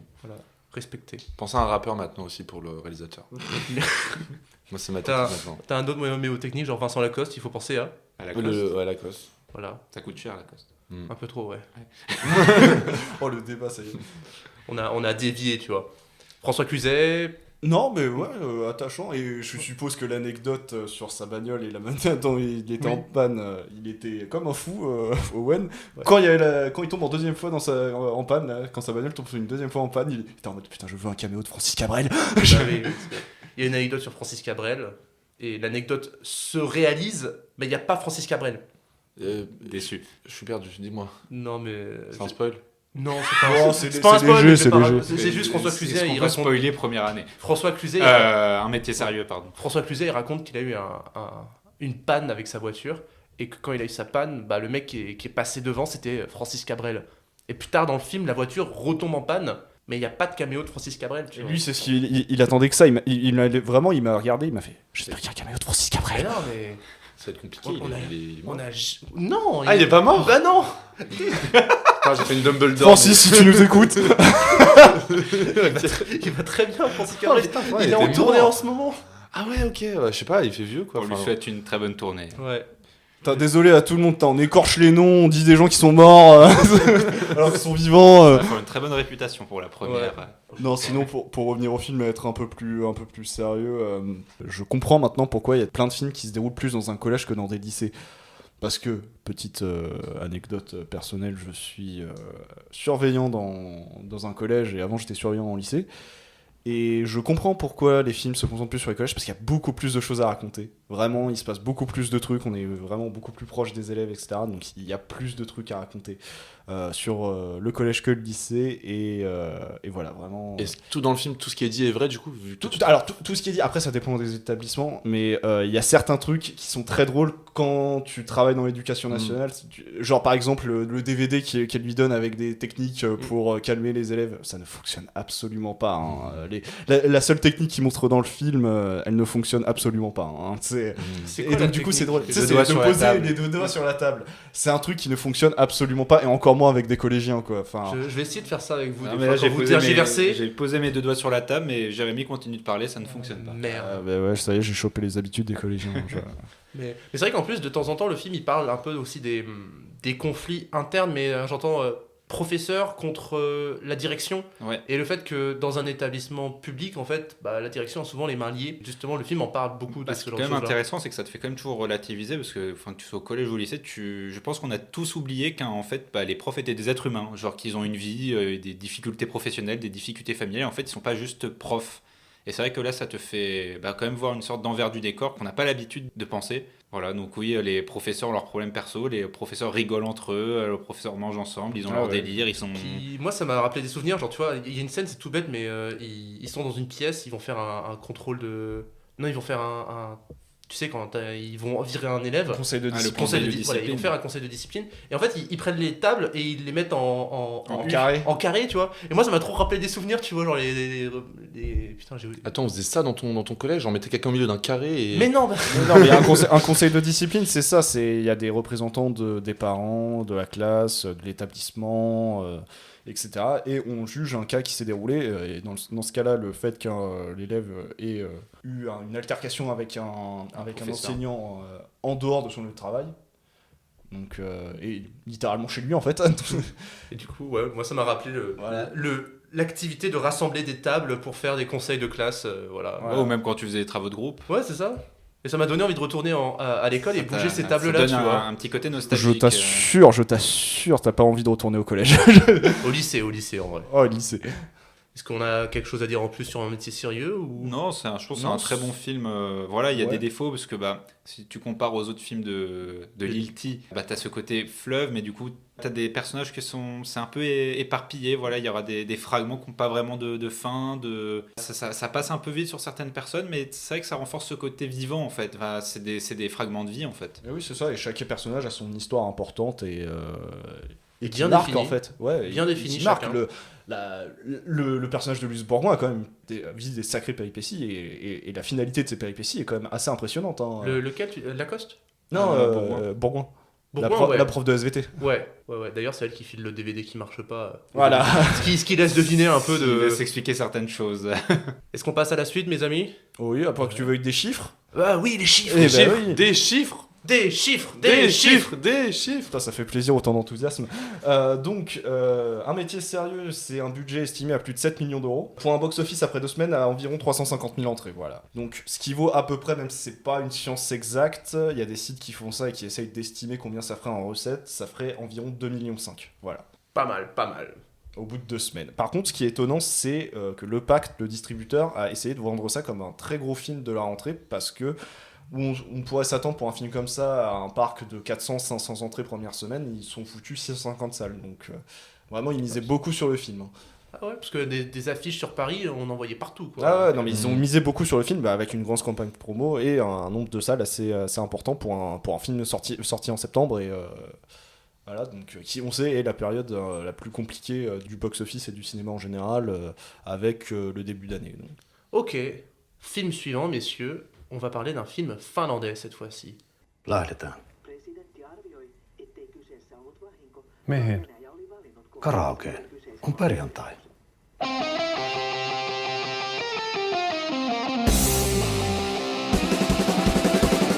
On va parler d'un film qui a reçu justement le prix du jury à Cannes. C'est pas le prix de la mise en scène? Prix du jury. Prix du jury. Ok, autant pour moi. Je veux dire, il y avait écrit prix du jury au début du film, je crois que je me suis pas trompé. Ok. Tu vois. C'était Les Feuilles Mortes, un film de Aki Kaurismäki, voilà, qui est un réalisateur que nous on connaît assez bien parce qu'on l'a étudié en cours. Attends, je suis seul à avoir étudié en cours. Oui, parce que moi j'ai vu aucun de ces films. C'est Hein. vrai que je l'ai un peu... Ah ouais, c'est vrai du coup. Aki Kaurismäki, qui est un réalisateur finlandais des années, qui a commencé dans les années 80, qui faisait des clips de musique rock finlandais dans ses débuts. Et ça se sent. Oui, ça se sent, mais c'est très drôle justement, on va en parler. Donc ce film-là, ça s'appelle Les Feuilles Mortes. C'est une histoire d'amour entre deux personnes perdues à Helsinki. Voilà, c'est pas forcément l'histoire qui est. T'as dit comment la ville? Helsinki. Helsinki, hein. Helsinki. Oh là là, ouais, j'ai lu Oh ma là note. là, mais franchement, appelons ça, on massacre les noms des gens et des villes. Tu vas chialer? Ouais, je vais chialer un peu là. Helsinki. Helsinki, ok. Heureusement que ça se Helsinki. déroule pas en Finlande parce que je me demande comment Owen aurait prononcé la capitale de la Finlande. Hein. J'avoue. Bon, c'est l'histoire de deux personnes qui. L'Islande, pardon, putain. L'Islande. Oh, c'est compliqué ce soir. La capitale de l'Islande, Reykjavik, voilà. Ok. Mais, non, mais tu l'aurais vu, ça se trouve, tu l'aurais lu écrit, Non, t'aurais pas j'aurais dit pas- comme ça, donc. Donc chez Akira Kaurismäki, le but c'est pas vraiment l'histoire qui nous est racontée, mais plus le contexte de tout ce qui se passe pour les personnages, puisque on est du coup dans un monde très contemporain, où, parce que la guerre en Ukraine, elle est au radio à chaque fois que la radio est allumée. Les personnages changent de travail comme je change de chemise, tellement c'est la débauche professionnelle. Et du coup, dans ce petit monde un peu tristounet, voilà, il y a deux personnages qui se rencontrent, qui tombent amoureux, mais c'est la galère de se croiser, parce qu'on perd des numéros de téléphone, parce qu'on est alcoolique, voilà, c'est un peu... C'est beaucoup les Nordiques, quoi. Ouais, mais en fait c'est triste, mais c'est vachement doux comme film. Mm. C'est Il y a une vibe vraiment agréable, et vu que le film dure pas trop longtemps, il dure 1h20, 1h22. Ça passe très vite, hein. voilà. Et ben tu vois pas le temps passer, et c'est vraiment très poétique. Et avec l'état dans lequel on était, parce que moi, quand j'ai vu le film, j'étais assez fatigué, et j'avoue que, franchement, c'est un mood dans lequel le film se regarde bien. Oui. Tu vois, c'est vraiment, vu que c'est doux, c'est... Et tu t'es pas endormi. Et je me suis pas endormi. Donc vraiment, ça veut dire que le film, je me suis tranquillement laissé bercer par le film, tout en l'appréciant, donc c'est... Toi, qu'est-ce que t'en as pensé, Julien? Moi, je sors de séance il y a peu. J'ai beaucoup aimé. J'ai beaucoup aimé. C'est marrant parce que quand tu compares à The Creator, on est vraiment dans l'inverse total. Là, on n'est pas dans du gigantisme, on est dans du minimalisme le plus total. Et c'est super bien. Et c'est ça qui est assez intéressant, c'est que le film est très froid de prime abord. C'est pas forcément facile de rentrer dedans tout de suite. Que ce soit dans les décors, la photographie et même le cadrage, en fait. C'est minimaliste possible. Et justement, plus la relation avance, plus je trouve que tu as cette sensation de chaleur, en fait. Que ce soit dans la mise en scène, que ce soit dans les couleurs. Et ça fonctionne très bien. Ouais. Oui, Vas-y. Oui, c'est ça ce que j'allais dire, oui, parce que quand ça commence, t'es dans des trucs de supermarché hyper froid, avec des couleurs très froides, et quand tu termines, c'est vert, c'est la nature, c'est tout ça, quoi. il me semble. L'hiver qui se termine un peu aussi. Ouais. Mais justement, ce qui est marrant avec Kaurismäki, c'est qu'en fait, il a une manière très plate de filmer les choses. C'est-à-dire que quelque chose qui va être très fun, il va pas bouger sa caméra, il va vraiment planter sa caméra dans un plan large. Et même les personnages qui sont en train de vivre leur meilleure vie, en fait, ils sont très stoïques et très les pieds plantés au sol. Et t'avais déjà ça un peu dans les clips qu'ils faisaient justement dans les années 80, où t'avais des groupes c'est pas du hard rock, mais du rock bien punchy finlandais. Et en fait, c'était vraiment genre des plans des clips vraiment très plats. Et du coup, il y a ce décalage-là dans son style qui est à la fois ultra comique, mais ultra attachant, tu vois, parce que t'as littéralement un personnage dans le film Les Feuilles Mortes qui fait un karaoké, qui est vraiment genre le bras qui tombe, on dirait qu'il en a rien à foutre, pourtant il chante comme un dieu, tu vois, du coup c'est... C'est vraiment quand vous décrivez son cinéma, j'ai l'impression que vous parlez juste du cinéma nordique, parce que là tu me dis ça, je l'ai pas vu moi le film, j'ai l'impression que tu parles de Roy Anderson, que tu parles, tu vois, c'est un peu le même truc du coup. Bah, Roy Anderson, c'est quand même... Déjà, c'est pas la même nationalité. Et, Non mais je disais nordique en général. Non, j'entends, tu vois. Mais Roy Anderson, c'est très méticuleux comme cinéma quand même, tu vois. C'est des détails... Là c'est aucun plus un détail. cinéma vérité, disons. Ouais, c'est ça, c'est un peu plus spontané, Ok. mais spontané, mais très représentatif de la pensée du réalisateur, tu vois. Parce qu'on parlait de minimalisme, on parlait de plans fixes, on parlait de... Tu vois, donc c'est marrant quand même qu'il y a une... Des plans assez longs, ouais. Comme on en avait parlé de toute façon au cours qu'on avait eu sur ça, il y a quand même des ressemblances. Oui. Un refus du spectaculaire. C'est ça. Et puis, c'est très référencé comme cinéma. C'est-à-dire, t'as plein de posters de films, t'as de l'argent de Bresson, t'as du Godard, tu sens une vraiment scène très que- marrante d'ailleurs, une scène très drôle quand ils sortent du cinéma. Oui. Qui est extrêmement drôle. Genre, ils voient The Dead Don't Die. Et t'as les spectateurs qui font ça m'a fait penser à Journal d'un curé de campagne de Bresson. Et l'autre fait, moi je trouve que ça ressemble plus à Bande à part de Godard. C'est C'est très drôle. Et c'est vrai que je m'attendais pas à voir Dead Don't Die dans un C'est- film ouais. de Kaurismäki. Ouais, mais t'as des affiches partout, t'as des affiches de Pierrot le Fou, chaque moment où tu peux caler une affiche de cinéma. Il le fait, quoi. C'est vraiment... Ouais. S'il fait pas ça, il explose, tu vois. Non, moi, j'ai pas plus de choses à dire là-dessus sur le film, parce qu'en fait, il est très simple. Très simple et très efficace, vraiment. Et j'ai l'impression qu'il marche plutôt bien, parce que Kaurismäki, avant de l'étudier en cours, moi, Kaurismäki, je le connaissais pas, tu vois. Là, il y a de la publicité autour, le film il a eu le prix du jury. J'ai l'impression que les gens connaissent plus Kaurismäki que je le connaissais, que ce que je pensais. Même pour exemple, pour être allé dans mon petit cinéma de quartier, où je voulais savoir s'ils allaient le passer cette semaine avant l'émission, mais ce qui n'est pas le cas du coup, ils ont dit on avait prévu une seule séance la semaine prochaine, mais face à la demande, en fait, ils ont programmé plus de séances. En fait. Genre, il y a vraiment une demande pour voir le film. Et du coup, dis-nous, tu l'as vu où ce film incroyable? Au Max Linder. Max Linder Panorama, à Paris, sur les grands boulevards. Et c'était super bien. C'est trop bien. Déjà, le fait que le Max Linder diffuse du Aki Kaurismäki, je trouve ça très surprenant parce qu'ils ont quand même une salle, et c'est vraiment le genre de salle, tu vois, tu te dis. Du fantastique, un truc vraiment. Voilà, je vais voir Oppenheimer, quoi. Je crois que The Creator passait par contre là-bas, non? Même pas en fait. Ouais. Je crois qu'ils ont vraiment choisi les feuilles mortes, quoi. Ce qui est curieux quand même, parce que tu dis The Creator ou Max Linder, ça doit faire plaisir aussi. Non, mais je suis pas sûr, faudrait que je vérifie, mais je crois qu'il y est en fait. Il y en a peut-être deux, il y a peut-être les deux justement. Ouais. Et oui, t'as quelque chose de très clipesque en fait dans les couleurs, je pense que t'as une scène que j'ai trouvée magnifique et que c'est totalement du clip, c'est quand il est dans le bar à écouter des gens chanter, là t'as un groupe qui chante. J'allais justement en parler. Et je trouve la manière de filmer les visages, c'est du regard caméra en fait, mais t'as vraiment l'impression de saisir des portraits. Oui. Et ça donne vraiment cet effet décalé où t'as des gens très fixes, très stoïques face à de la musique en fait, mais t'as l'impression de rentrer dans l'âme des personnages. C'est ça. T'as l'impression d'être avec eux en fait. Genre, t'as l'impression d'être posé derrière le comptoir à mater un gars chanter. Ah, en plus, la chanson est marrante en plus. Elle est très belle la chanson. La chanson est belle et marrante. Donc, oui. Je devrais écouter un peu plus de musique finlandaise en vrai. Écoutez Siguros, mais c'est pas finlandais. Si? C'est islandais, je crois. Islandais. D'ailleurs, t'as Écoutez plein de Siguros. musiques finlandaises traditionnelles dans le film. Oui. Ouais. Bah, ils en parlent surtout, eux, on dirait que tous les personnages connaissent ces chansons-là parce que c'est des chansons traditionnelles communes, mais pour nous, spectateurs français occidentaux, c'est... Mais ce qui est assez étonnant, c'est que je me suis jamais senti dépaysé, tu vois, dans le film. C'est la Finlande, je connais pas du tout la Finlande, et pourtant je me suis jamais senti dépaysé.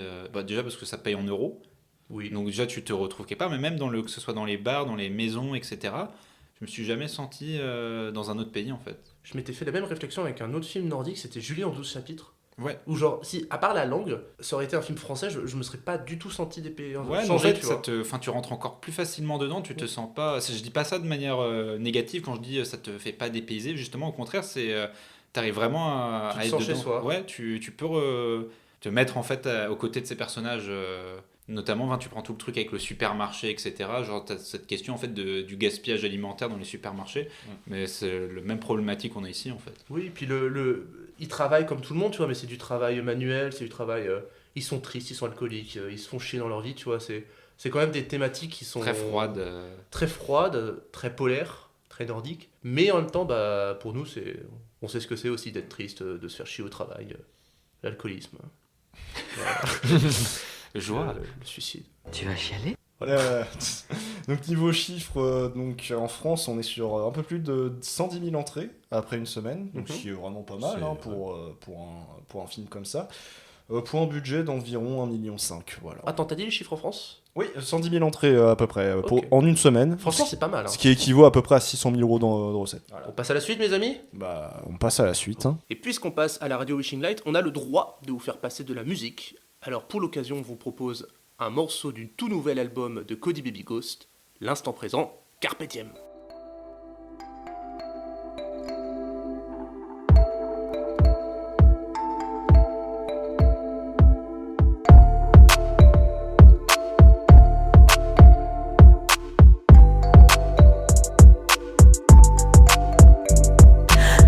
M'empêche d'avancer. Pourquoi je m'interroge sur des contrariétés? Pourquoi je fréquente les démons du passé? Suis-je un somnambule dans un monde concret? Pourquoi revenir sur des sentiers battus alors que devant moi s'ouvre une belle avenue? Je regarde mon chemin mais pas trop loin. S'il y a de belles choses je veux en être témoin. Profiter de toutes les beautés qui m'entourent. Avant que la faucheuse m'accoste je savoure avec conscience que la vie est bien trop courte. Avant de m'engager de faire encore fausse route, se rendre compte que chaque seconde est précieuse, que les voies empruntées peuvent être sinueuses. Peu importe si la fin n'est pas heureuse, si dans mes heures j'ai quelques minutes fabuleuses. Je vis l'instant présent porté par le vent, effacer mauvais points de mes antécédents. Essaye de vivre pleinement tous ces bons moments. Certains me rester con et pour longtemps. Moi je vis l'instant présent avec ce que j'aime. Je vis l'instant présent carpe diem. L'instant présent avec ce que j'aime. L'instant présent. J'avais des objectifs, gagner beaucoup d'argent, faire des placements, investir sur des logements, trouver et chérir l'âme sœur ambitieusement. J'étais un conquérant, mais malheureusement j'avais peur d'échouer, j'avais des attachements, toujours à vouloir remplir mes engagements. On cherche souvent le bonheur dans ce qui est absent, du coup on oublie de vivre à 100%. On se sert du passé comme un enseignement et non plonger dedans comme un manuel lancinant. On se concerte et on se fixe trop de plans, on engendre le stress car on n'est plus dans les temps. Viens apprécier le quotidien, savoure ce moment, je te demande de vivre ici et maintenant. Allez, passe le message à tous ces gens qui sont toujours en train de courir bêtement. Je vis l'instant présent malgré mes tourments, je me dis sans cesse que rien n'est permanent. Croquer la vie sans vouloir faire semblant, certains veulent rester cons et pour longtemps. Moi je vis l'instant présent avec ce que j'aime, je vis l'instant présent carpe diem. L'instant présent, l'instant présent. Habiter son corps et se connaître soi-même, bien qu'on vit de remords et de nouveaux problèmes. Je préfère mettre toutes mes souffrances dans un poème plutôt que de chanter des requiem. Être libre de mes choix, de mon propre avenir. Je vais pas gâcher ma vie pour des actes qui tardent à venir. Prendre des décisions pour cultiver mon devenir. Garder son ego pousse les gens à nous fuir. Je ne vais pas t'apprendre la vie avec des paroles à l'ancienne. J'ai déjà beaucoup de mal à gérer la mienne. Chacun son point de vue, chacun sa vérité, chacun son expérience à la recherche de sa clarté. Le passé est rempli de questions inutiles, le futur dans le présent reste futile. Être conscient et accorder toute son attention, ne pas vivre dans le présent, c'est vivre dans l'illusion. Je vis l'instant présent, porté par le vent, efface les mauvais points de mes antécédents. Essaye de vivre pleinement tous ces bons moments, certains veulent rester cons et pour longtemps. Moi je vis l'instant présent avec ce que j'aime, je vis l'instant présent carpe diem. L'instant présent, l'instant présent.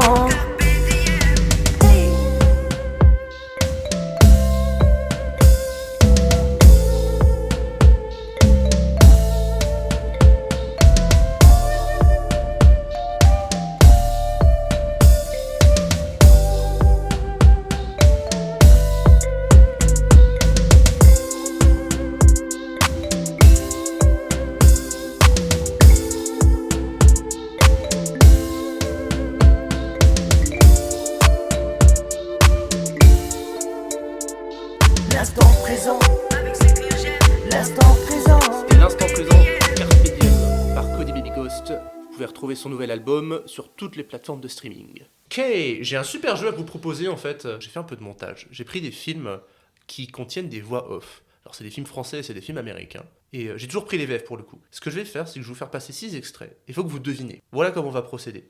Si vous me donnez le film, je vous file 1 point. Si vous me donnez l'acteur qui dit ce dialogue-là, je vous file un 2e point. Original ou... L'acteur original. Et si par contre vous me donnez le doubleur du film, c'est-à-dire le doubleur français, je vous file 2 points. Parce que... Il y a 4 points au max à choper sur un seul extrait, quoi. Ouais. L'extrait numéro 1, messieurs. Je crois qu'il n'y a qu'un homme libre qui puisse ressentir ça. Un homme libre qui se lance dans un long voyage, dont l'issue est incertaine. J'espère que j'arriverai à passer la frontière. J'espère que je verrai mon ami et pourrai lui serrer la main. Fred l'a eu immédiatement. Oui. Mais vous deux, les... Non, vous l'avez pas ? J'ai le nom du doubleur et c'est tout. Ah ouais. Alors, c'est The Shawshank Redemption, Les Évadés, Oui. avec Morgan Freeman. Mais le doubleur, du coup, je l'ai pas. Ah, je l'ai, le nom du doubleur, je peux l'avoir ? Vas-y. Benoît Alman. Et Benoît Alman, exactement. Ok. Donc, C'est pas Jean-Louis la chaussette de Noël? non, mais c'est le même... Non, c'est pas le même doubleur, c'est... Non, enfin, oui, mais... Chez JDG, Jean-Louis Lachaussette, c'est le youtubeur, comment il s'appelle, qui double? Ah bon ? Oui, c'est le youtubeur. Ouais, mais c'est pour imiter cette. C'est pour imiter Benoît Alman. Mais là, D'accord. qui C'est pas Super Flamme, du coup ? C'est Super Ah Flame. oui, Super Flame. Mais dans les faits, c'est pas Super Flame qui double Morgan Freeman dans Les Évadés. Hein. Donc 2 points Jérémy. Je sais pas, hein. T'as des preuves? T'as des preuves, ouais, de ouf. Non. J'ai vu Benoît Alman et Super Flamme dans la même pièce. Donc du coup, 2 points Fred, 2 points Jérémy. Le deuxième extrait, messieurs. À 13 ans, je gagnais plus d'argent que la plupart des adultes du quartier. Je pouvais même pas tout dépenser. J'avais tout ce qu'on peut avoir.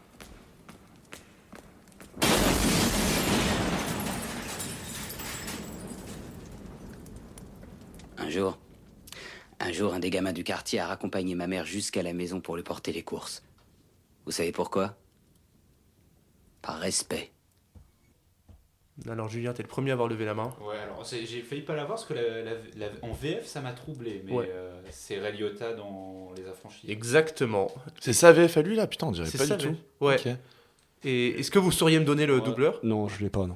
Ouais, il est pas très connu le doubleur. J'ai pas de doubleur. Ouais. Moi non plus. Bon. Alors du coup, ça te fait 2 points à toi, Julien. Et le doubleur, c'était Bernard Gabet. Oh putain, Bernard Gabet, sérieux? Tu sais qui d'autre il a doublé? Robert Downey Jr. dans tous les Marvel, enfin, c'est la voix d'Iron Man, quoi. Ah d'accord. Ah, j'ignorais. Et tu vois. de Jeremy Irons. Putain, je savais pas, tu vois. Non, je dis de la merde. Jeremy Irons, c'est Bernard Stephen, je dis de la merde. Ok. 3e extrait, messieurs. Choisir la santé, un faible taux de cholestérol et une bonne mutuelle. Choisir les prêts à taux fixe. Choisir son petit pavillon. Choisir ses amis. Choisir son survêt et le sac qui va avec. Choisir son canapé avec les 2 fauteuils, le tout à crédit avec un choix de tissu de merde. Choisir de bricoler le dimanche matin en s'interrogeant sur le sens de sa vie. Choisir de s'affaler sur ce putain de canapé et se lobotomiser au jeu télé en se bourrant de McDo. Bon. Alors, vous avez quasiment tous levé la main en même temps, mais c'est Fred qui a été le plus vif. Merci beaucoup. C'est Trainspotting et c'est Ewan McGregor. Ouais, donc. Et le doubleur? Je crois que je l'ai, je peux le tenter. Vas-y. Damien Viteka. Exactement. Parfait. Ouais, Jérémy, il grade les points sur les doubleurs. Sur le doubleur, ouais, tu te connais de ouf. Mais j'avais le poster dans ma chambre à l'époque, du coup, je disais tout le temps la phrase et. C'est ça. Ça Mais là, de toute façon, on en a fini avec des films américains. Donc maintenant, il y aura plus de 2e point à gratter au côté doubleur. Mais du coup, on a 4 points Fred, 4 points Jérémy et 2 points Julien. Tu vas chialer? Pardon. Et Oui. c'était Damien Viteka également, là, sur Oui. Tu vas chialer, du coup. Qui fait... Ah, il a 2 points du coup? Oui, Non. Qui double Obi-Wan Kenobi? Bruno Choel. Ouais, GG. Mais t'auras pas de points. Merde. Tu vas chialer? Oui. Oui, je veux gagner. Alors, 4e extrait, messieurs. Autour de lui, des matériaux fabuleux. Le verre, le plastique, le tissu éponge. Lorsqu'il sort de sa fascination, la femme a disparu. Ceux qui mènent l'expérience resserrent leur contrôle, le relancent sur la piste. Le temps s'enroule à nouveau. L'instant repasse. Alors, Fred. Le film c'est La Jetée. Et putain, j'ai oublié le nom, mais c'était un président de la Cinémathèque qui faisait la voix off. Et c'est pas Langlois? Non, c'était pas Langlois. Mais c'était un président de Cinémathèque. Enfin, un directeur de Cinémathèque. Et j'ai totalement oublié. Le doubleur, c'était Jean Negroni. Ok, bah il avait été. Alors ça, je savais pas pour le coup s'il avait été. Non, mais je dis de la merde, hein, mais c'est ce qu'on m'avait dit en tout cas. Ok. C'est qui, Owen? Jean Negroni. Comment? Comment, mec? Comment? Faites attention à ce que vous allez dire. On va se faire ban, hein. Arnold Schwarzenegger. Schwarzenegger. Bref, tu m'as pas eu à ce jeu. Ok. Donc 5 points, Fred. T'es en tête. Mais en vrai, tu me l'as donné quand même, tu sais très bien. Ouais, je savais que ça allait. Mais Julien l'avait aussi. Ouais, parce qu'on aime bien jeter tout. Pas assez vif. Mais après, je m'attendais pas à ce que tu sois aussi vif sur les évadés de Trainspotting. Ce lac, il le connaissait depuis son enfance. En rentrant dans l'eau glacée, il ne savait pas s'il voulait se purifier ou mourir. Il resta là un moment. Il allait cesser d'espérer et commencer à vivre. Je sens que Julien là. C'est Xavier Dolan dans Illusion perdue. Et oui. Oh. Dans le très beau film de 2021 de... Le meilleur film de 2021. Et on en parle du coup de Xavier Dolan qui genre veut arrêter le cinéma. Et... Ouais. Je sais pas. C'est triste, vous êtes triste ou pas? Non. Ok. C'est horrible. Il est honnête. Non, mais il reviendra, je pense. Quand il ira mieux, il reviendra, et puis il nous fera des films et des séries. Puis... D'ailleurs, Xavier Dolan, qui est pas un bleu en matière de doublage, puisque il a commencé en fait, d'ailleurs, en faisant du doublage au Québec. Et d'ailleurs, c'est lui qui double Andy dans la version québécoise de Toy Story. Moi, j'ai déjà Ron Weasley dans Harry Potter. Ouais. Y a qui d'autre? Il a fait beaucoup de doublage au Québec. Hein. Ouais. Voilà. Donc du coup, 4 points pour Jérémy et Julien, et 5 points pour Fred. Tout va se jouer dans le dernier extrait, toujours un film français. Et on gagne quoi? De l'amour. Oh putain, ok. Tu vas chialer? On extrême sur cet extrait, putain. On a les droits. Allez, dernier extrait, messieurs. Le premier, jadis aventureux et gai, portait à son cou le matricule 2124 d'un bureau de recrutement de la Seine. Il avait des bottes à ses pieds, prises à un Allemand. Il avait pris ses bottes à un ennemi qui n'en avait plus besoin. Pour remplacer, bien bourré de paille ou de papier journal, sa paire de vieux godillots. Fred a levé la main en premier, mais il n'est pas sûr. Il l'a pas. Pas du tout ça, mais on aurait dit. On dirait. Non, il l'a pas. Harry Potter. Harry Potter, grand film français. On aurait dit trop la scène où il y a. Je suis sûr que du coup, c'est la voix d'Hermione Granger qui, genre, quand elle raconte l'histoire d'Éric de la Mort, et ça commençait comme ça. Et je me suis dit, ah, mais c'est Harry Potter. Pas du tout. Okay, non. C'est Audrey Tautou dans Un long dimanche de fiançailles. Et oui, dans l'introduction du long dimanche de fiançailles de Jean-Pierre Jeunet. Mais t'es en train de me dire du coup que elle fait la voix de Hermione Granger, c'est sûr. Mais non. Alors Audrey Tautou n'a pas doublé. Mais c'est sûr, mais Roméo. Non mais. Non. Ok. Et du coup, Fred 5 points, Jérémy 4, Julien 6 points. Merci bravo. le cinéma français. On a notre gagnant, bravo. Allez les gars, on passe à la suite parce qu'en fait. En ce moment, il y a un film qui va bientôt sortir le 4 octobre. C'est un film avec Catherine Deneuve qui incarne Bernadette Chirac. Et c'est pas la première fois qu'on a des biopics sur des personnalités politiques. On a eu De Gaulle. Qui c'est qui incarnait déjà De Gaulle ? Lambert Wilson. On a eu Denis Podalides aussi qui incarnait Nicolas Sarkozy. Alors, si jamais vous voulez voir un truc sur De Gaulle, la série qui avait été faite sur France Télévisions est bien mieux que le film. D'accord. Voilà, et c'est avec... j'ai un trou de mémoire sur l'acteur. Je l'ai pas. Je crois que c'est Labarthe. J'ai un doute. Je suis pas sûr du tout de moi, mais la série est vachement mieux. Ok, Voilà. je connaissais pas l'existence. Mais, si on voulait faire un biopic sur Emmanuel Macron, qui c'est qu'on prendrait comme acteur principal ? François Cluzet. Non. Mais enfin, c'est mon 49.3, quoi. C'est ton projet. Non, bah moi je pensais à. Comment il s'appelle, Alex Lutz, c'est ça ? Alex Lutz ? Ouais, Ouais, Lutz. ouais. Lutz. Il a une tête un peu quand même, non ? Ouais, ce côté un peu jeune et tout. Un peu de maquillage. Jeune et dynamique et parfait. Ouais. Hein. Dans 10 ans, si on fait le biopic dans 10 ans, tu vois, donc longtemps après ses mandats, Vincent Lacoste, moi je trouve qu'il passerait bien. Je sais pas pourquoi. Le côté je m'en foutiste. Ouais, non mais genre, tu sais, ce côté un peu genre jeune vieux aussi, comme tu dis. Mhm. Il a ce côté-là. Ouais, mais il serait pas bon physiquement par contre. Oh, avec un peu de maquillage, je sais pas, tu lui coupes les cheveux. Tu fais comme la série Tapis, hein, tu fais 2 heures de maquillage pour rendre Laurent Lafitte plus vieux. Ouais, j'avoue.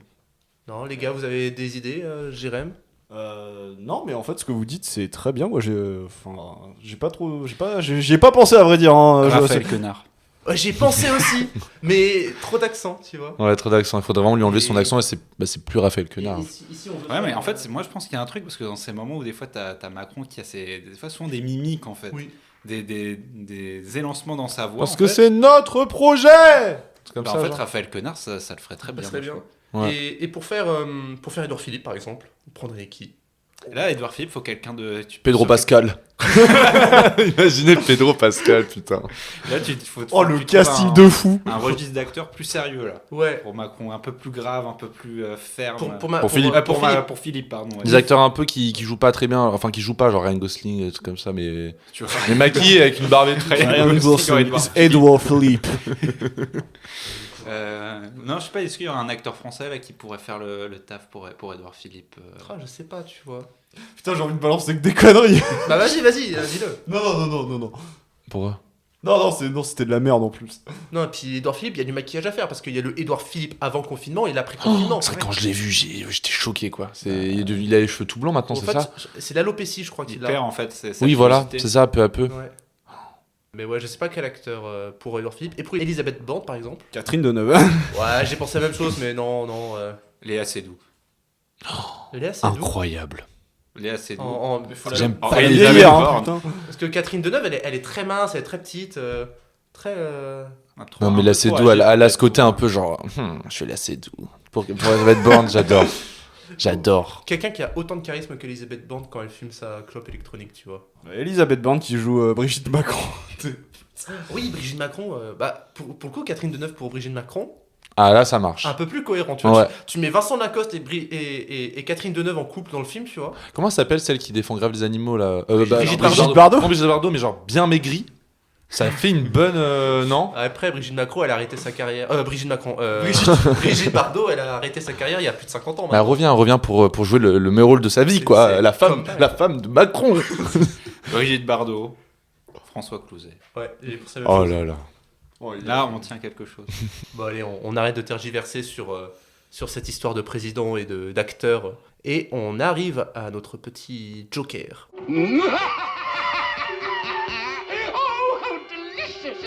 Comment expliquer ça? C'est la petite spécialité de notre émission, puisque à chaque émission, l'un de nous quatre a une carte Joker. En fait, ça veut dire qu'il peut dire le sujet qu'il veut, balancer un pavé. C'est-à-dire que s'il veut parler d'un acteur, il peut. S'il veut parler d'un thème, il peut. C'est son choix. S'il veut parler, je sais pas, de la présence de bananes dans le cinéma de Christopher Nolan, il a le droit. Jérémy, tu as la carte Joker ce soir. Et les bananes dans le cinéma de Christopher Nolan, non. Moi, ça va être un truc par rapport à la grève des scénaristes dont tu parlais au début, et une des craintes des scénaristes et des acteurs, etc., c'est par rapport à l'IA. Vous, qu'est-ce que vous en pensez? Est-ce que vous pensez que ça peut apporter des choses bien ou que des mauvaises choses au cinéma? Est-ce que vous êtes plutôt, vous avez peur de ça? Est-ce que, moi, c'était ça. J'avais envie d'avoir votre avis un peu là-dessus et qu'on débatte un peu là-dessus. Mais du coup, tu parlais de scénariste. Du coup, là, les IA, ce serait plus du texte, c'est ça? Parce qu'après, même les acteurs. Niveau image, niveau. Oui, non, mais des deux côtés. Ouais, voilà. Non, mais des deux côtés, ok. que ce soit les acteurs ou les scénaristes. C'est vrai que moi, quand je vois l'IA en termes de scénario, ça me fait pas du tout peur. Enfin, j'ai vraiment l'impression qu'il y aura jamais mieux, que l'être humain, quoi. Enfin. Mais niveau image, par contre, il y a vraiment plein de trucs à creuser, quoi. Il y a des trucs un peu bien flippants, quoi.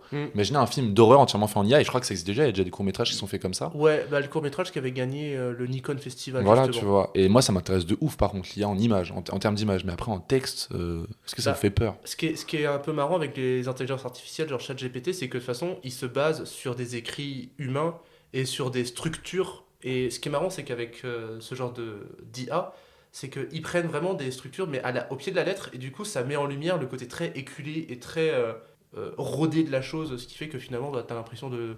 Là, ça met vraiment en évidence le côté débile. Par contre, pour faire des nanars, incroyable. Tu vois, oui. Une IA pour faire des nanars, ce serait fou. En fait, du côté les humains font ça très bien. Du côté artistique, je crois que t'as pas grand risque, parce que vu que ça te...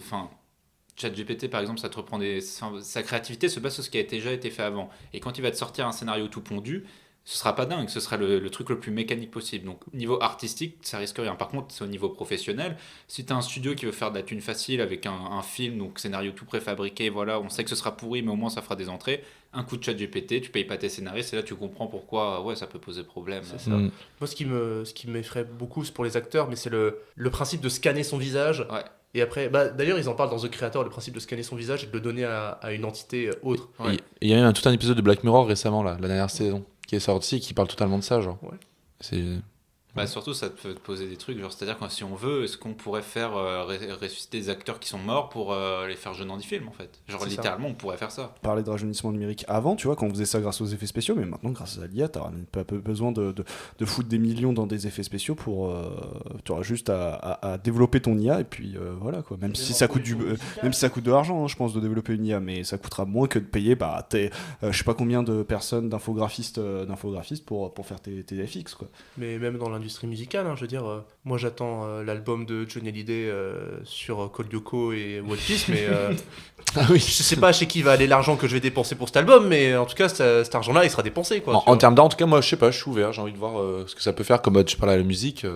Ouais, ça peut être super cool. Enfin, toi, t'as envie d'écouter Johnny Hallyday en mode One Piece, quoi. Enfin... c'est génial. Moi, c'est devenu mon morceau préféré. Pink Floyd, c'est rien à côté, tu vois. Ah, ça y est, il l'a balancé le nom. Voilà. On attendait la première apparition de Pink Floyd dans le podcast, ça y est. Ce sera pas la dernière. Chaque podcast.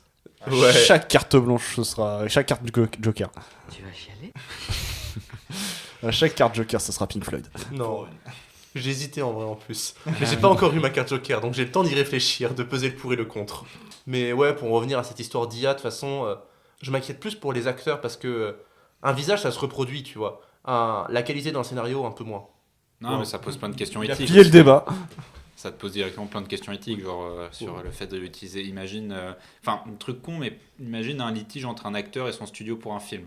Habituellement, il se passe quoi? Changement d'acteur, on reshoot les plans, enfin, sur des choses-là, on pourrait se dire, ah bah écoute, on scanne son visage et on finit le film avec. Ouais, t'es pas disponible? Bah c'est pas grave, non, de toute façon, on a ton truc, on a ton double numérique, quoi. Ou mieux, l'image, genre tu sais par exemple, tous les plans ont été faits, mais l'acteur... Bah, par exemple, ce qui s'était passé avec Kevin Spacey, tu sais, pour le film de Ridley Scott, Tout l'argent du monde. Tout l'argent du monde. Tout l'argent, ouais. Ils avaient tourné tout le film avec Kevin Spacey. Ouais. Il y a eu les affaires de Kevin Spacey. voilà. Et il a été remplacé par Christopher Plummer. Ouais. Imagine, ils auraient pu faire encore plus simple, ils auraient pu juste scanner le visage de Christopher Plummer et simplement coller son visage au corps de Kevin Spacey. Ce qui fait que, bon, c'est pas le même corps, mais c'est le même visage. Et au cinéma, ce qui est le plus filmé, c'est le visage, tu vois. Mais tu vois, ça me fait penser à un truc, en fait, c'est...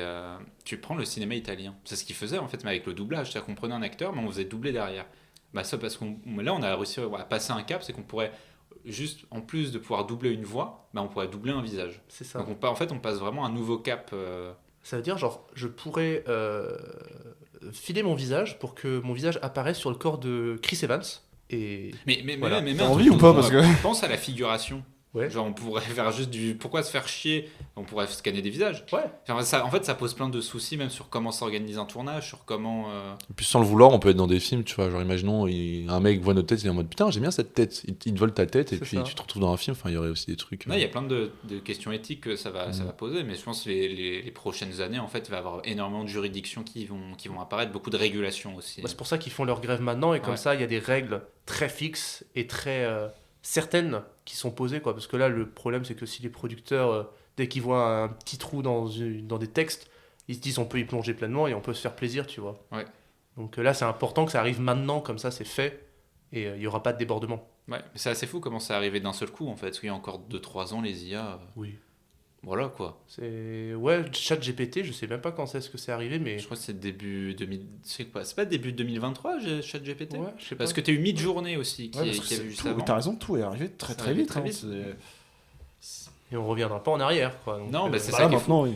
On est capable de faire des choses extrêmement puissantes. C'est ça. Mais ouais, c'est quand même une bonne chose que cette histoire de grève soit passée. Et là, ça se passe que à Hollywood, mais il faut voir comment ça va évoluer dans les autres pays, en fait, parce que là, leurs textes, ils le font à Hollywood, mais ça s'applique pas au cinéma français, ça s'applique pas au cinéma anglais. Le cinéma hollywoodien, c'est beaucoup moins régularisé que chez nous. En France, on a beaucoup plus de règles, beaucoup plus d'encadrement. Je suis moins inquiet pour le cinéma français, tu vois. C'est vrai. Hollywood, c'est tellement libéralisé que, comme tu disais, un moindre trou dans le contrat, t'inquiète pas que... Ils vont s'y plonger, quoi. Ouais. Mais même dans d'autres pays, enfin dans d'autres nations, je sais pas comment fonctionne le cinéma australien, italien, même en Afrique, tu vois. Donc à voir. Mais bon, chaque pays devra poser ses propres règles, quoi, et chaque syndicat devra négocier. Ouais, mais est-ce que vous auriez pas une certaine curiosité à voir, genre, je sais pas, le premier film totalement écrit et réalisé par une intelligence artificielle? Est-ce que vous aurez pas cette petite curiosité quand même ou pas? Non. Même pas? Non. Par exemple, genre, ça me fait marrer de voir Star Wars à la sauce Paul Wes Anderson, tu vois. Mais ça s'arrête là en matière de curiosité, en fait. Genre, c'est rigolo, mais... C'est rigolo, tu vois, sur Insta, une petite publication, tu regardes quelques secondes et voilà, quoi. Ça s'arrête 10 secondes, tu vois. Mais si ce truc était récompensé par des humains? Bullshit. Ouais.